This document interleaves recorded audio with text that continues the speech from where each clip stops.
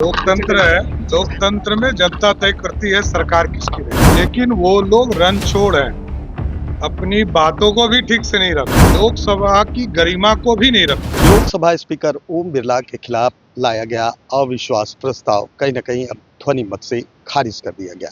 वहीं बिहार के deputy CM सम्राट चौधरी ने कहा है कि उनको पहले से ही पता था कि ये खारिज हो जाएगा। उन्होंने साफ कर दिया है कि जिस तरह से लगातार विपक्ष कहीं न कहीं किसी बहाने से सरकार को घेरने की कोशिश कर रही है, सदन नहीं चलने दे रही है, ये कहीं से वाजिब नहीं है।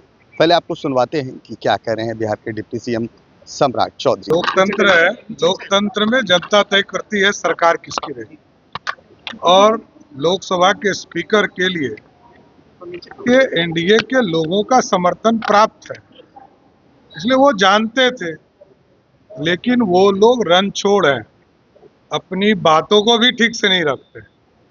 आदरणीय गृह मंत्री जी ने एक एक बात का जवाब दिया और साफ साफ बताया कि आप लोकसभा की गरिमा को भी नहीं रखते। आपने सम्राट चौधरी को सुना, वो कहते हुए नजर आ रहे हैं कि ये पहले से पता था, जनता ने हमें वोट दिया है और वही तय करेगी कि कौन सदन में रहेगा।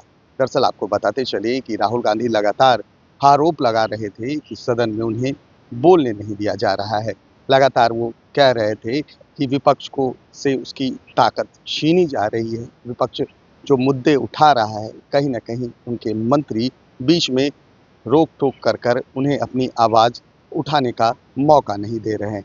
वहीं केंद्रीय गृह मंत्री अमित शाह ने साफ तौर पर कहा कि सदन में अगर वो रहेंगे तभी तो वो बात उठाएंगे, लेकिन जब भी सदन चलता है या तो राहुल गांधी विदेश में होते हैं या कहीं और होते हैं, सदन में नहीं होते हैं। उन्होंने साफ तौर पर ये भी कहा कि देश की प्रतिष्ठा को गिराने का काम जो है राहुल गांधी ने किया है। वहीं सम्राट चौधरी ने साफ कर दिया है, उन्होंने कहा है कि पहले से ही एनडीए को पता था कि जिस तरह से उन्होंने स्पीकर ओम बिरला के खिलाफ अविश्वास प्रस्ताव लाया है, ये चलने वाला नहीं है। लोकतंत्र ने, जनता ने एनडीए को बहुमत दी है और उसी बहुमत के सहारे सारे सदस्य जो हैं सदन चुन कर आए हैं और कहीं न कहीं ये पहले से पता था कि ओम बिरला के खिलाफ लाया गया अविश्वास प्रस्ताव खारिज कर दिया जाएगा। आपको बताते चले कि कल सदन में अविश्वास प्रस्ताव पर पहले सवा घंटे अमित शाह ने इस पर बोला और उसके बाद कहीं न कहीं इसको ध्वनि मत से खारिज कर दिया गया। लगातार हमने देखा है कि सदन में विपक्ष लगातार सरकार को घेरती हुई नजर आ रही थी और इसी कवायद में कहीं न कहीं ये अविश्वास प्रस्ताव लाया गया था।